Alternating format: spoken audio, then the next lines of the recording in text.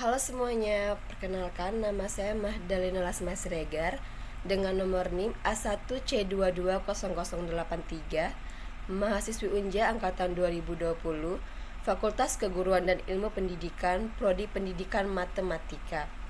Baiklah, di sini saya akan menjelaskan tentang fungsi dan kedudukan bahasa Indonesia, hakikat bahasa Indonesia baku, ciri-ciri bahasa Indonesia baku dan tidak baku, dan juga pendapat saya tentang penggunaan bahasa Indonesia di media sosial.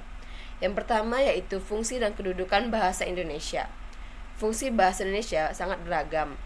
Salah satunya sebagai lambang kebanggaan kebangsaan, sebagai lambang identitas nasional, alat perhubungan antar warga, antar daerah, antar budaya, alat pemersatu suku budaya dan bahasanya. Dan yang paling terpenting yaitu sebagai alat komunikasi bangsa Indonesia. Selanjutnya tentang kedudukan bahasa Indonesia.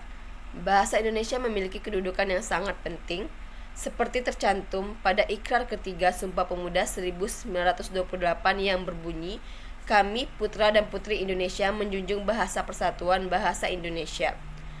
Di sini maksudnya bahwa bahasa Indonesia berkedudukan sebagai bahasa nasional. Kedudukannya berada di atas bahasa-bahasa daerah yang lainnya. Selanjutnya tentang hakikat bahasa Indonesia baku.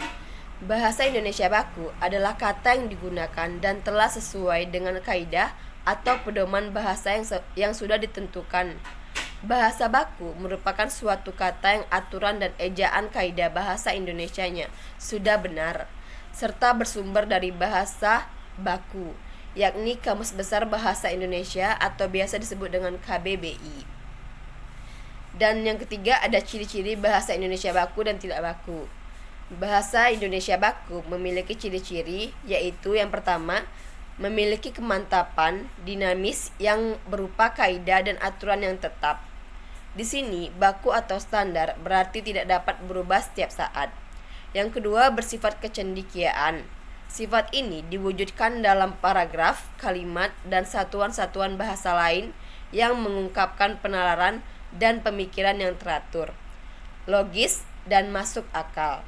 Yang ketiga yaitu memiliki ciri-ciri keseragaman.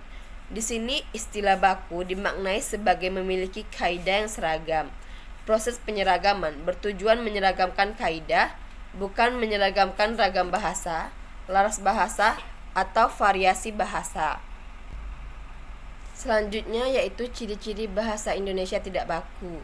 Bahasa Indonesia memiliki ciri-ciri. Yang pertama, biasanya digunakan dalam bahasa sehari-hari, sudah dipengaruhi oleh perkembangan zaman, sudah dipengaruhi juga oleh bahasa asing atau bahasa daerah.